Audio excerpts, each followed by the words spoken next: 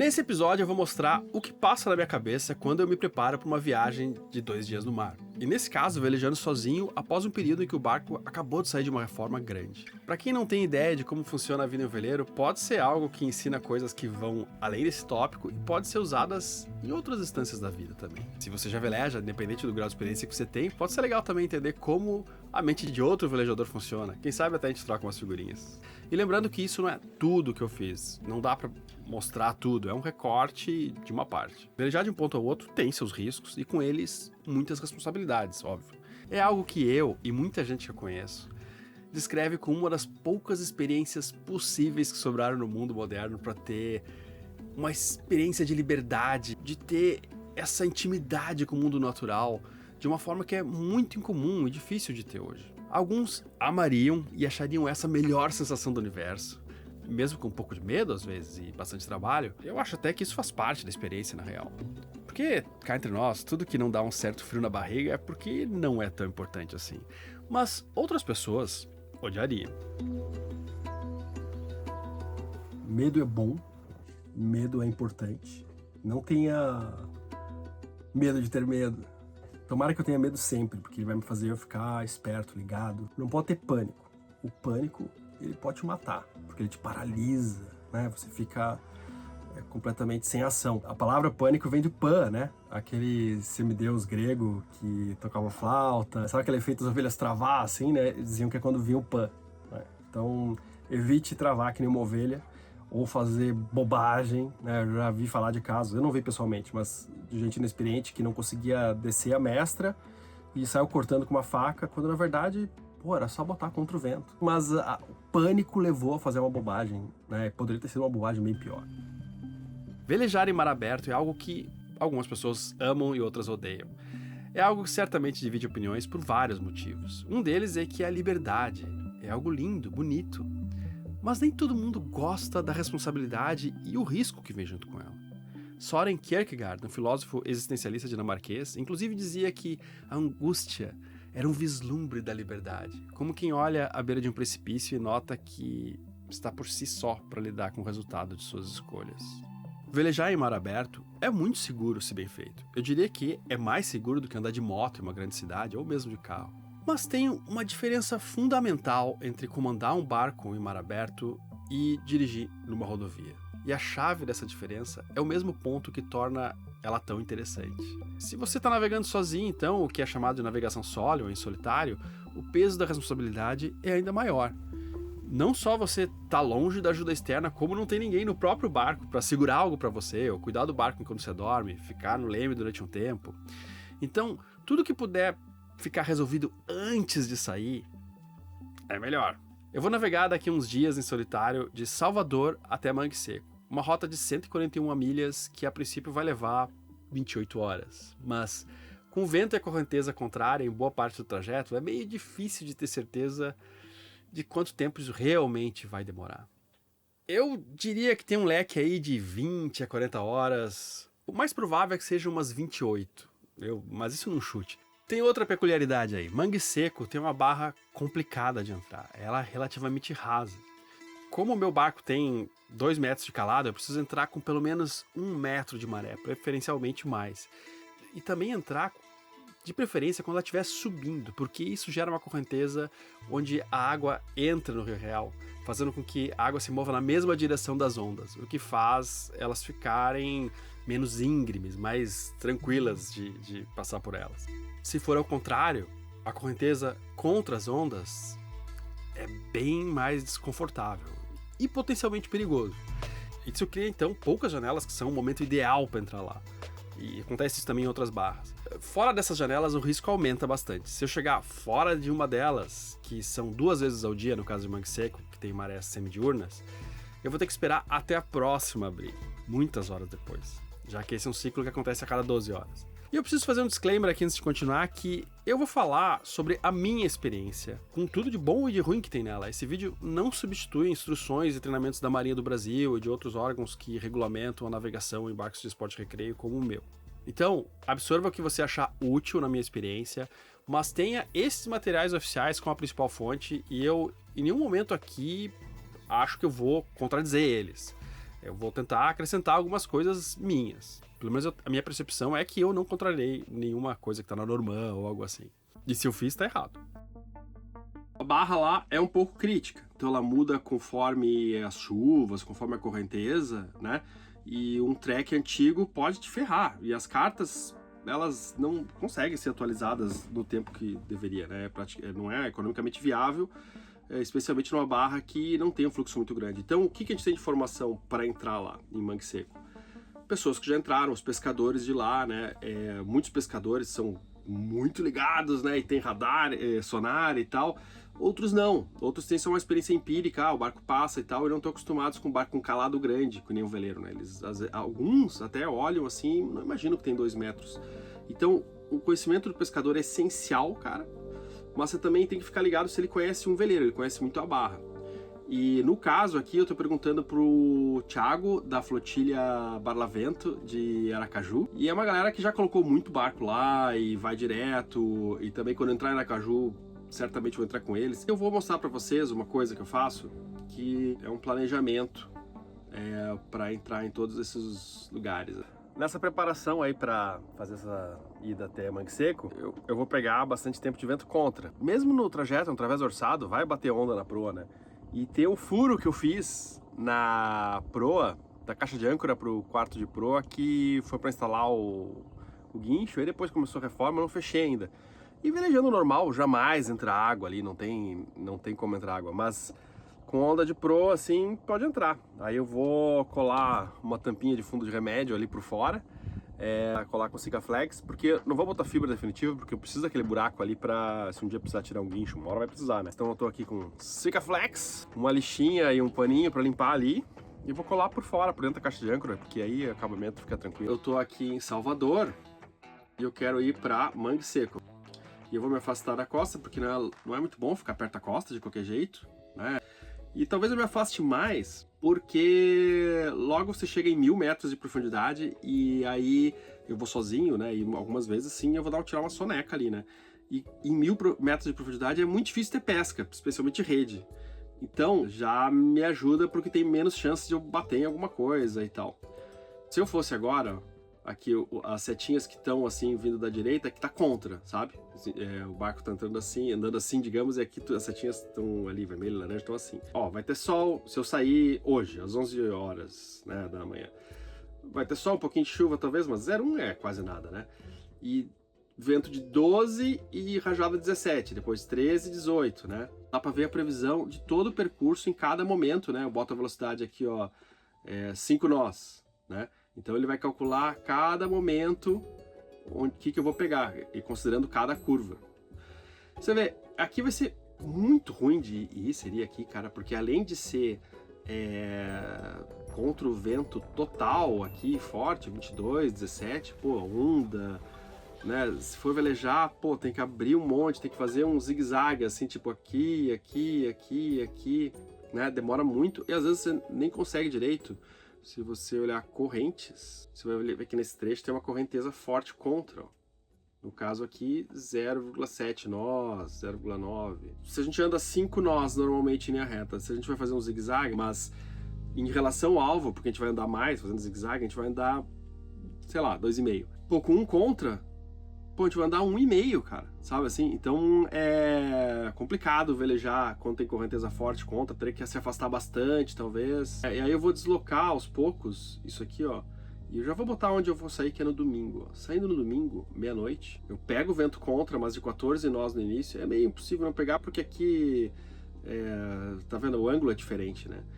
E aí eu começo num través orçado, mas vai ficar um pouco mais contra do que isso, porque esse aqui é o vento real, mas o vento aparente é uma soma, né, do que você anda, o vento que você produz andando, né? Se tiver um vento de través e você de 5 nós e você andar também a 5, ele vai começar a ficar tipo assim um vento de 7,5 meio contra, sabe? Ele aumenta e então, por exemplo, esse vento aqui que tá 15, ele vai ser percebido para mim um pouco mais contra e no limite assim de uma orça e vai ser percebido como, sei lá, 20 e poucos.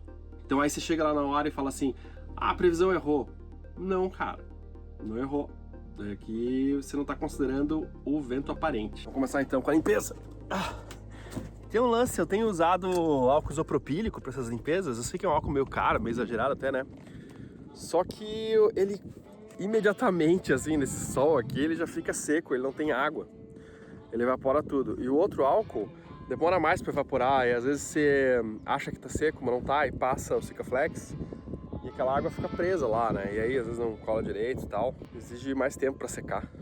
É aqui dentro, ó. Mas o buraco fica aqui assim, né? Entrando pra cá. É por aqui. Tá aí atrás da corrente. Eu até botei uma fita ali. Agora eu vou limpar isso aí e vamos fechar. Show. Posição ingrata, hein? Pô, pensei em botar a câmera ali na frente, mas tô com medo de perder a câmera. Desculpa aí. Pronto, tá limpo lá.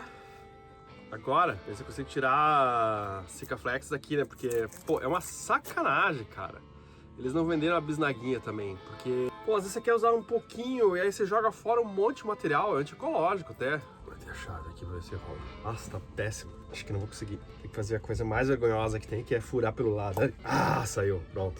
Água do mar, provavelmente, que eu mergulhei com isso aqui. Mas tem aqui Sikaflex, ó. Acho que vai sair agora. Tá.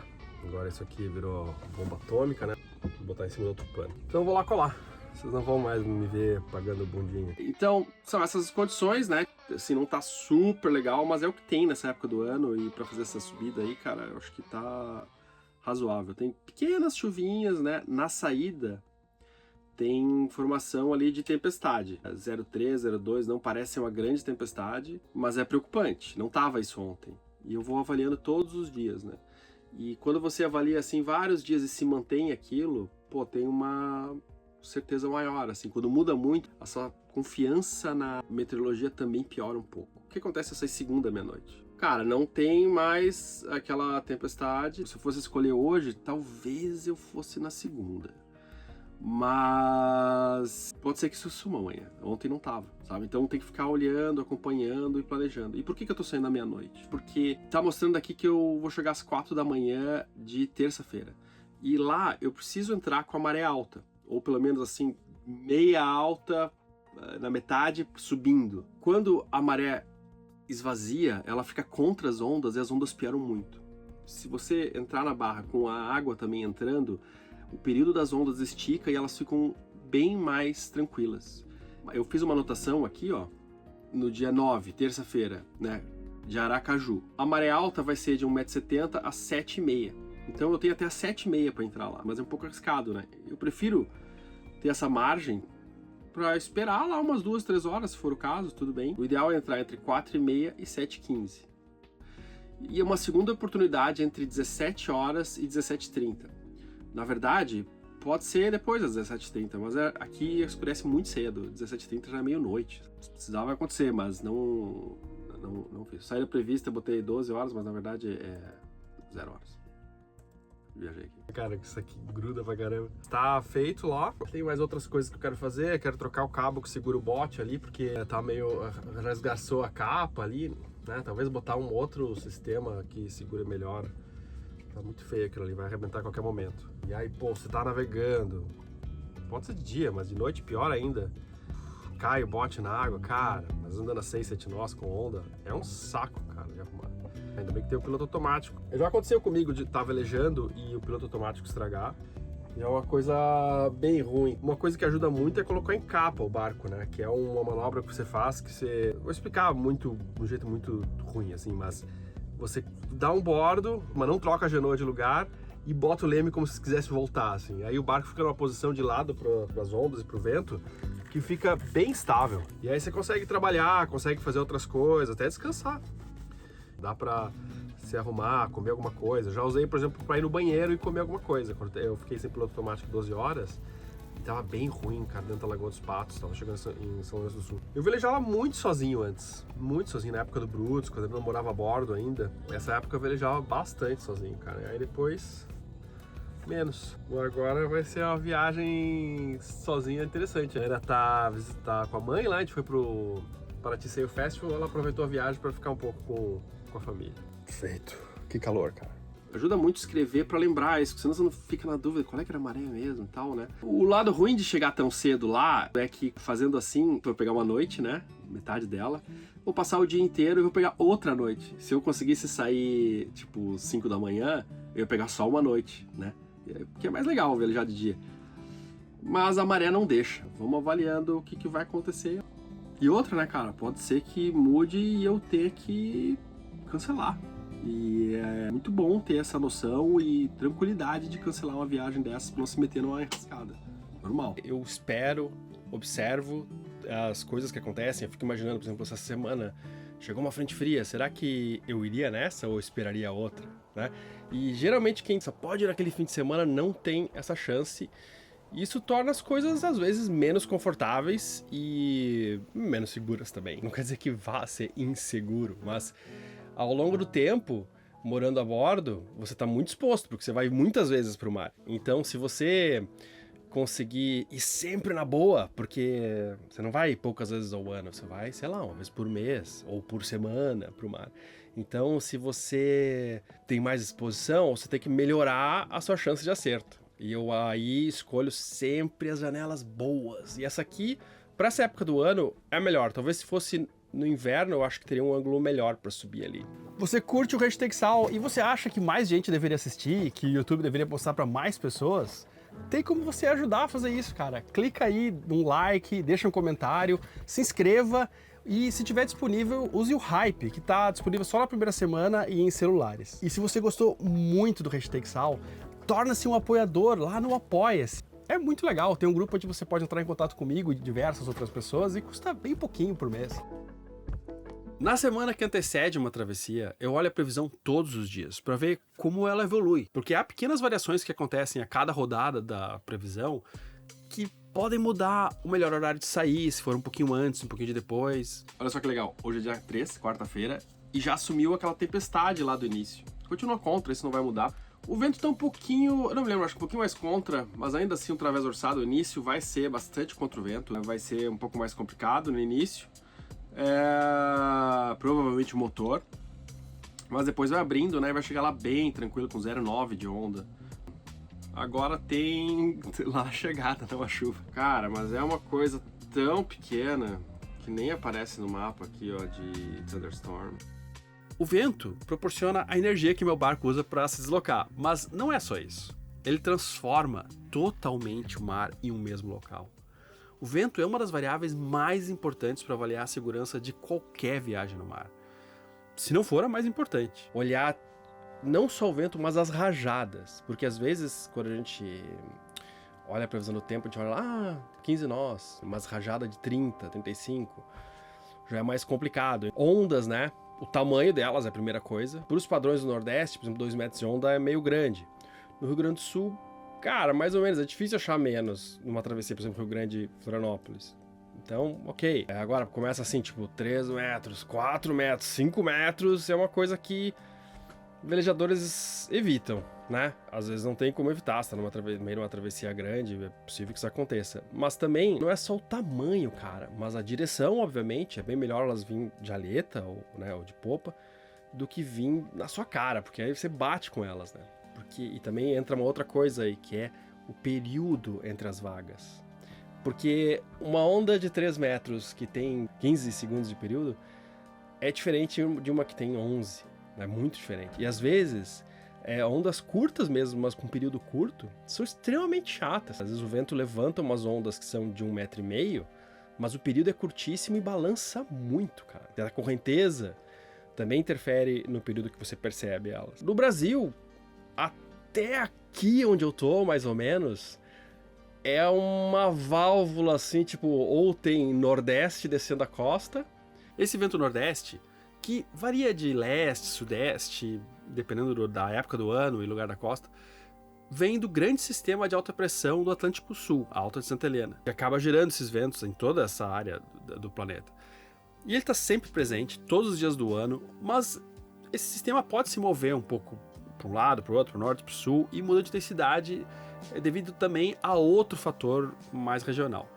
Ou às vezes é uma frente fria, um ciclone, né? Ciclone não necessariamente é um grande ciclone, uma frente fria, né, que tem movimento ciclônico. Então a gente, quando sobe a costa, a gente vai dançando até Salvador, mais ou menos, sobe com a frente fria e desce com esse nordeste, que é dos ventos alísios, né, que fica a maior parte do tempo, assim.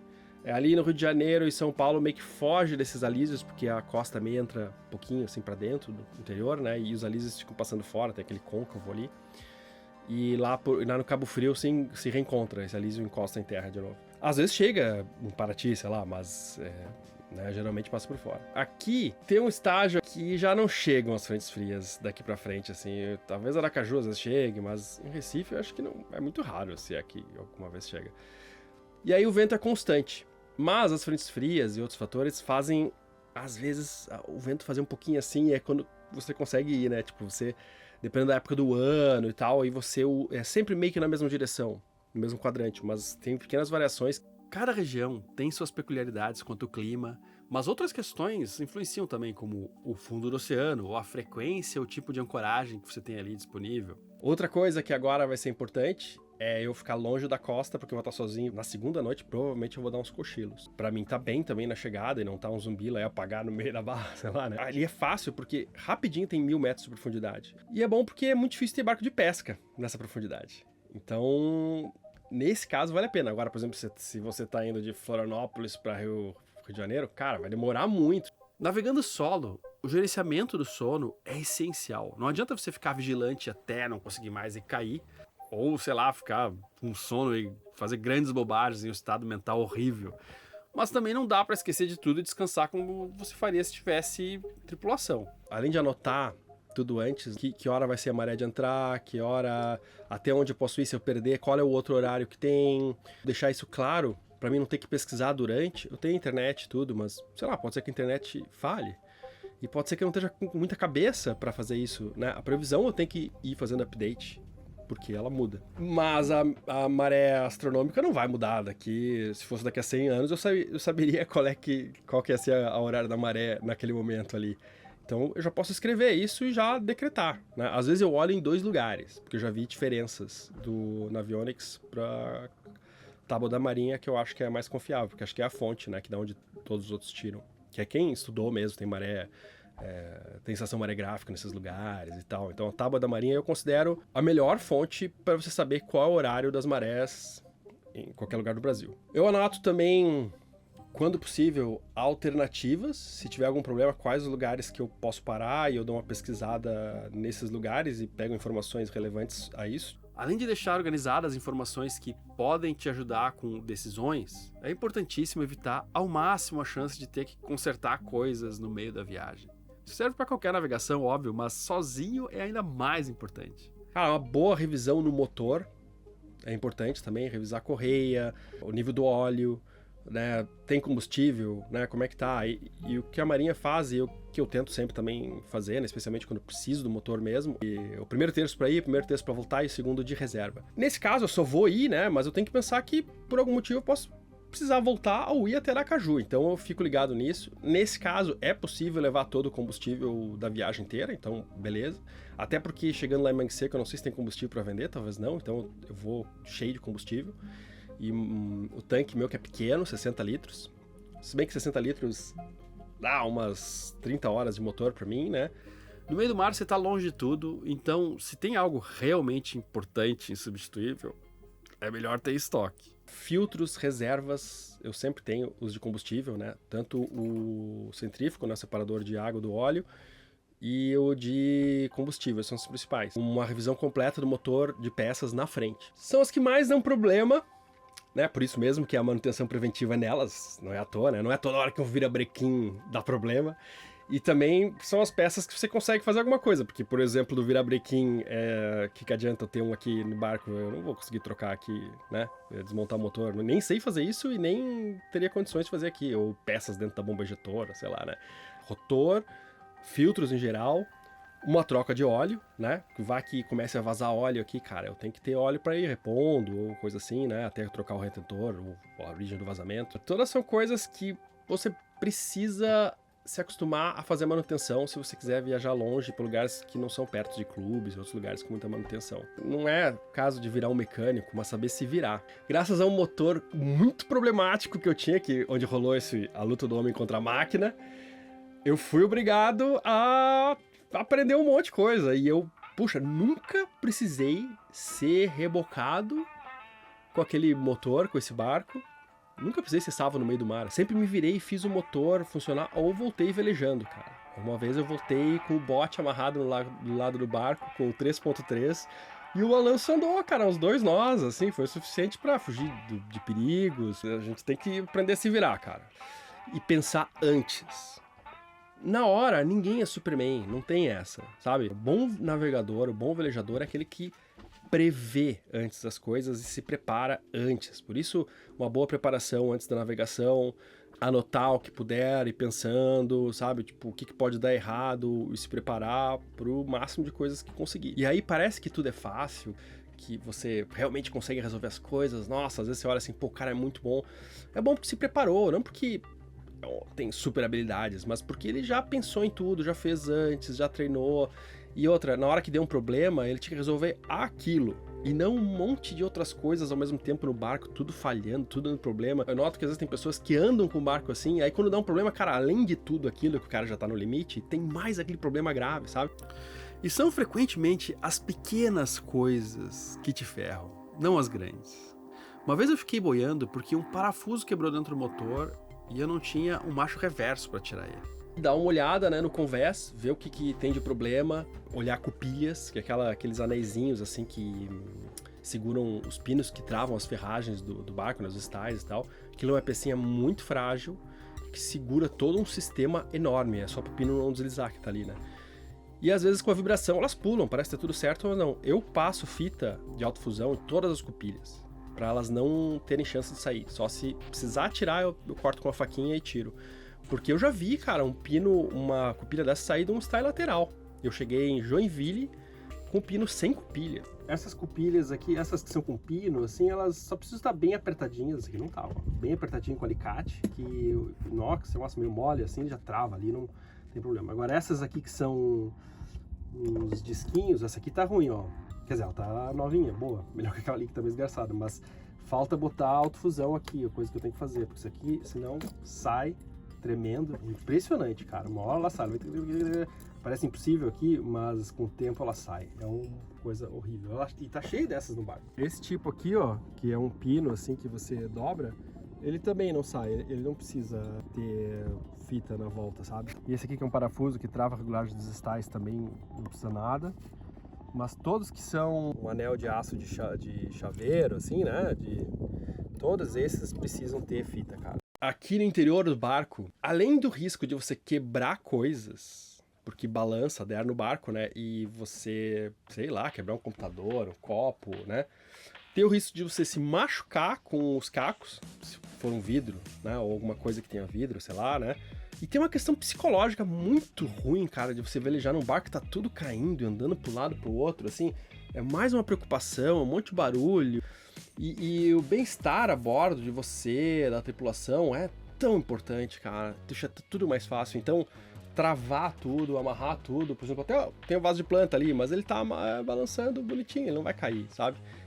Tem várias outras coisas aqui que eu vou preparar o barco na hora da saída para deixar tudo firminho e tal, sem chance de cair alguma coisa. Não tem essa assim de, ah não, mas vai ser tranquilo. Não, cara, imagina que o barco vai virar uns 45, 50 graus e haja como se fosse assim. Faça como se fosse assim. Como se fosse adernar pra caramba. Adernou pouco, não precisava? Que bom, que ótimo. Essa bagunça aqui, ó, isso aqui vai cair, isso aqui vai deslizar, vai cair, isso aqui também, essa aqui também. Claro, aqui tá o modo casa, essa aqui é a água que eu deixo pra Marisa tomar aí também. Tem umas 2, 3 águas na casa. Tudo isso aqui tem que ir para armário, gaveta. O fogão, além de fazer isso aqui, ele tem isso aqui que não deixa cair, isso aqui que trava as panelas, né? Tem mais 2 que eu boto aqui no meio. E tudo isso é uma boa. Esse corredor de prato aqui é maravilhoso porque é pendurado e dá para usar no meio da travessia sem problema. A água já cai direto na pia. Frutas e legumes eu já deixo aqui tudo pendurado também, então não tem problemas. A plantinha pode ficar de boa, tranquila.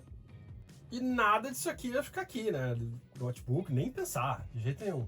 Essas janelas todas fechadas. Com certeza, tudo fechado aqui.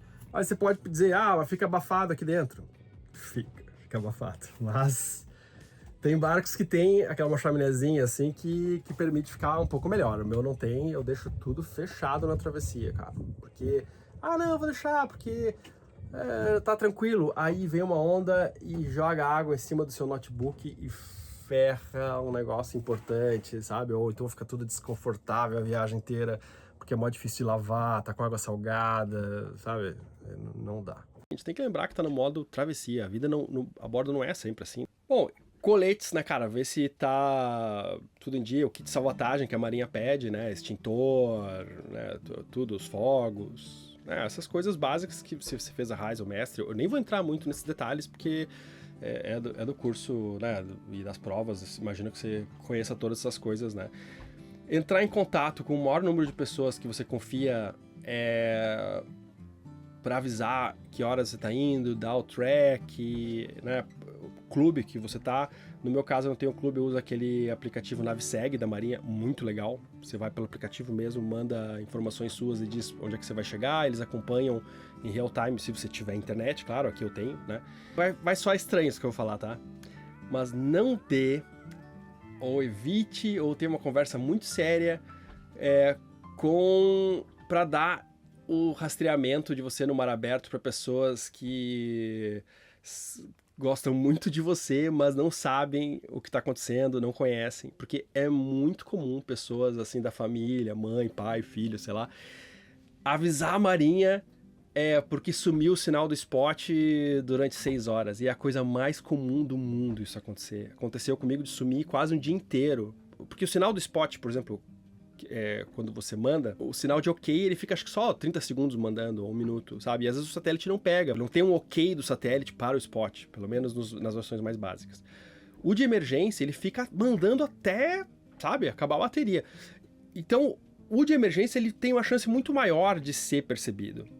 Mas o de ok não, para preservar recurso e tal, né, para bateria mesmo ali e tal. Dê para pessoas que você confia que, em primeiro lugar, que vão fazer algo a respeito, e segundo, que saibam lidar com isso, porque pode te evitar problemas. E outra, o estresse dessas pessoas, cara. Você fala, vou chegar entre tal e tal hora, e você vai chegar lá e vai dar tudo certo, a pessoa vai ficar feliz e tudo bem.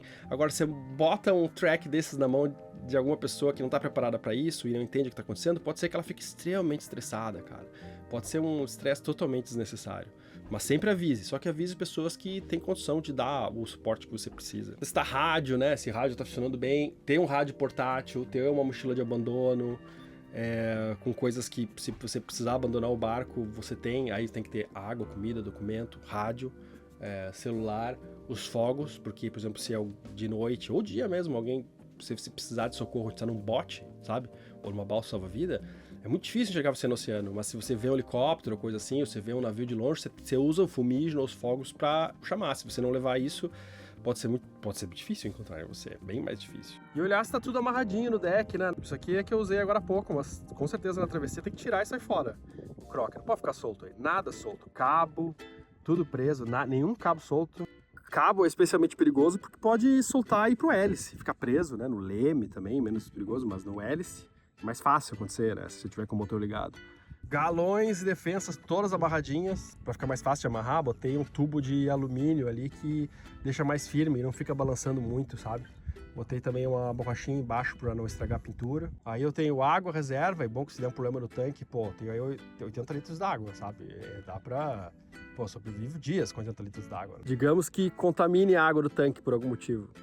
Eu tenho mais um monte de água ali. Então é legal ter separado também, né? Nesse lado dá pra ver melhor o tubo que eu botei. A maioria bota uma madeira, mas eu achei bem melhor o tubo de alumínio, porque é mais leve, não estraga, não apodrece, não precisa manutenção nenhuma, não precisa pintar, nada. E aí você amarra os galões aqui, ó, e aqui, cara, fica muito resistente, com poucas voltas. Não sai daí. Né? E aqui ele já fica bem... embaixo da cueca ali, ó, do secante. Tá ali a entrada do diesel, só bota a mangueira aí e já nem tiro ele daí, não fica no meio do mar. A cueca foi foda, né? Mas então, tudo que você puder deixar já meio na mão, por exemplo, aqui não atrapalha em nada pra velejar, acho que é um lugar bom pro galão e tá em cima do lugar que é pra usar. Às vezes você tem que dar um bordo, porque se tá drenado pra cá, pode ser que, entre água no tanque de diesel, aí você tá ferrado, né? Com água salgada dentro, tá ferrado. Comida. Tem gente que leva só lanche. Mas eu já acho que, quando você tá lá dias, você só comendo sanduíche, tudo bem, dá, só lanche. Vai, sabe assim, 1 dia, 2, né, enfim. Mas se você tem uma comidinha, uma comida quente, ou uma salada, uma refeição por dia que seja, cara, a moral vai lá em cima. É uma coisa que aquece a alma muito. Eu gosto muito de cozinhar durante a travessia, o que é trabalhoso, mas porque boa parte das travessias tem muito tédio, na real, sabe? Você fica esperando, vai devagar e tal. Então, às vezes você lê, cozinhar, fazer alguma coisa assim, é uma coisa boa. Assim, é difícil enjoar. Então, tudo bem eu ficar lá dentro cozinhando. Às vezes eu trago as coisas pra cá, corto aqui, ou então... quando eu lembro de fazer isso é a melhor coisa. Eu já deixo cortado cebola no potinho, a carne cortada, às vezes até marinando, sei lá. E chega na travessia, eu cozinho, mas não preciso ficar cortando nada. Isso já ajuda um monte, porque aí eu até posso sentar aqui, ó, né? E fico olhando a cozinha daqui e muitos dos processos eu fico ali de cima olhando. Eu desço lá, dou uma mexida, volto, né? Conversar com a tripulação sobre todas, onde é que estão essas coisas, como acontece, fazer um briefing meio de avião, assim, só que mais forte até, né? Mostrar como funciona o barco, se alguém que sabe velejar tá a bordo, também mostrar onde funcionam os sistemas do barco, compartilhar, né, a rota, o que planeja fazer, porque se você passar mal, alguma coisa assim, tem alguém ali que pode assumir, isso é muito importante, porque, cara, ser um bom comandante também é preparar a tripulação bem. E também é dever da tripulação, cara, escutar e entender quem é que tá comandando na hora, sabe? A pior coisa é um motim desnecessário a bordo, sabe? Assim, motim eu digo não de tirarem do comando, mas quando eu tô no barco de outra pessoa, cara, eu tô lá pra ser comandado, sabe? Assim, a não ser que me peçam pra ser o comandante, mas eu tô lá porque, cara, se você não sabe obedecer, você não pode comandar, sabe assim? Se você for fazer uma manobra, fala com o comandante antes também. Conversa, né? E se ele for um bom comandante, ele vai conversar, sabe? Mas não saia fazendo, não faça isso, porque a pior coisa que tem também é um barco com 2 comandantes, cara. Cada um vai puxar para um lado, vai criar uma resistência enorme. E se ele é habilitado para aquilo ali, se ele tem a experiência, se o barco é dele, cara, o comando dele, cara, e entenda isso e obedeça, sabe? Também, né? Se você não confia no comando dele, não vá, cara. Não vá com ele, sabe? Não entra na tripulação.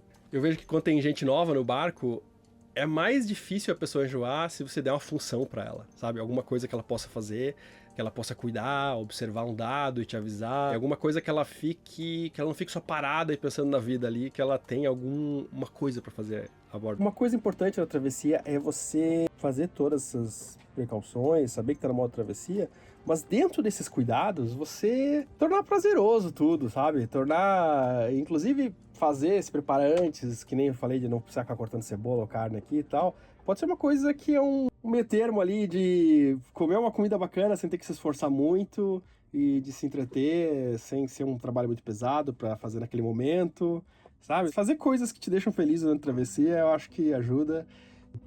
Eu acho que uma viagem em mar aberto é uma coisa muito psicológica. Acho que pessoas muito inteligentes podem fazer grandes cagadas por estar na mente errada, sabe? No estado mental errado. Tenso, ou brigando e disputando alguma coisa com alguém, tentando provar algo, muita pressa, pouca pressa. Eu acho que se você tá feliz e tá curtindo o que você tá fazendo, né, com responsabilidade, as coisas fluem muito melhor.